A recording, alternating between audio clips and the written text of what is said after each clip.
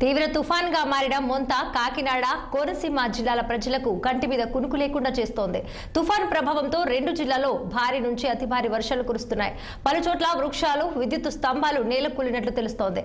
సముద్ర కిరటాలకు పెద్ద బండరాలు తీర ప్రాంతంలోని రహదారిపై పడటంతో చింద్రంగా మారింది.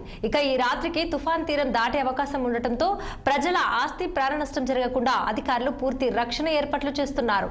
తీర ప్రాంత మత్స్యకారులను పునరావాస కేంద్రాలకు తరలింపు ప్రక్రియ మొదలుపెట్టారు. కాకినాడ రూరల్ ఎమ్మెల్యే పంతం నానాజీ స్వయంగా పర్యవేక్షిస్తూ ప్రాంతాలను ఖాళీ చేయాల్సిందిగా అభ్యర్థిస్తున్నారు. దీనిపై మరింత సమాచారం మా ప్రతినిధి దురాని అందిస్తారు.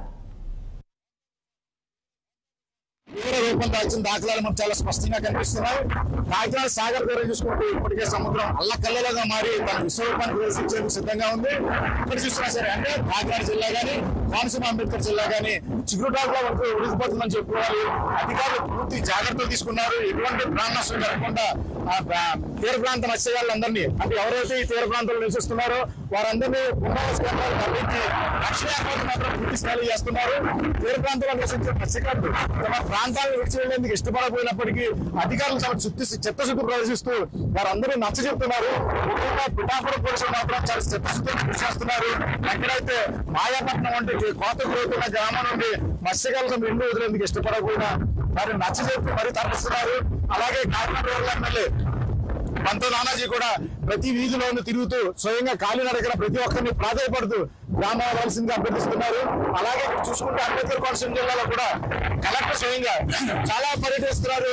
ఎందుకంటే ఎటువంటి ప్రభుత్వ ఆదేశాల ప్రకారం ఎటువంటి ప్రాణ నష్టం జరగకూడదన్న ఉద్దేశంతో అధికారులు చాలా చక్కగా పనిచేస్తున్నారు. ఎస్డీఆర్ఎఫ్ కానీ, ఎన్డీఆర్ఎఫ్ కానీ 3 హెలిప్యాడ్ ద్వారా అంటే తాళరేలు ఏర్పాటు చేసిన హెలిప్యాడ్ ద్వారా కానీ మొత్తం ఎక్కడ వర్షం ఏర్పాటు చేశారు, రహదారులను మూసివేశారు. కాకినాడ సముద్రం మాత్రం అల్లకల్లంగానే ఉంది. అంటే ఈ రోజు రాత్రికి మచిలీపట్నంలో తీరం దాటే అవకాశం ఉన్నప్పటికీ కాకినాడ సముద్రం మాత్రం విపరీతంగా అలజడికి గురవుతుంది. ఇక్కడ చూసుకుంటే 1.5 మీటర్ ఎత్తులో సముద్ర కేటాలు ఎగిసిపడుతున్నాయి. ఇంకా మధ్యాహ్నం అయ్యే కొద్ది అంటే రాత్రికి తీరం దాటే అవకాశం ఉంది. ఇటువంటి క్రమంలో చూసుకుంటే కనుక ఎగిసిపడుతున్న సముద్ర కేటాలు మాత్రం ఎటువంటి బీభత్సం సృష్టిస్తాయి.